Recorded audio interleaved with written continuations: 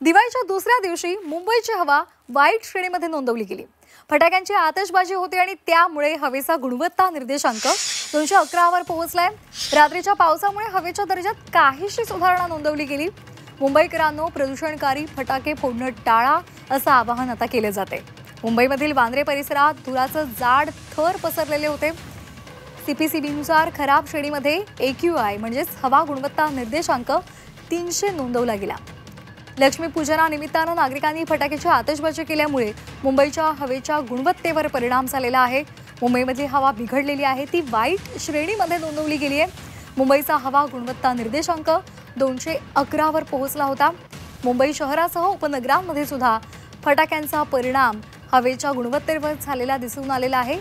समीर ॲपवर हे परिणाम नोंदवले गेले।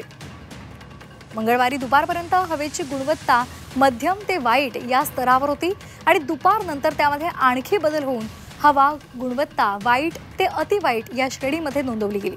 लक्ष्मीपूजनाच्या दिवशी सकाळपासूनच फटाके फोडले गेले आणि त्यानंतर संध्याकाळी 6 नंतर पुन्हा फटाके फोडायला सुरुवात झाली। सुतळी बॉम्ब, पाऊस, आकाशामध्ये फुटणारे रंगीबेरंगी फटाके यामुळे मोठ्या प्रमाणात धूर झाला होता।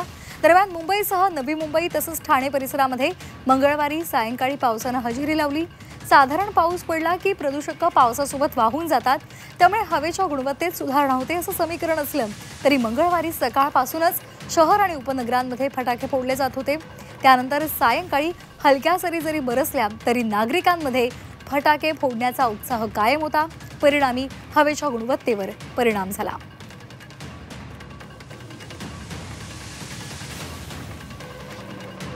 तर आपण ग्राफिक्समधून पाहूयात की कुठे नेमकी कशा पद्धतीने हवेचा गुणवत्ता निर्देशांक नोंदवला गेलेला आहे।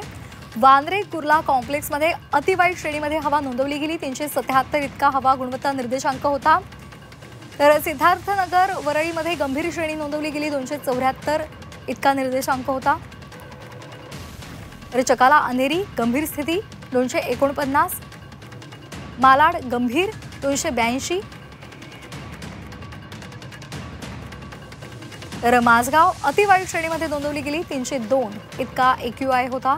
देवनारमध्ये गंभीर स्थिती 271 इतका हवा गुणवत्ता निर्देशांक होता। तर पवई सुद्धा गंभीर श्रेणीमध्ये होती। 228 इतका हवा गुणवत्ता निर्देशांक होता।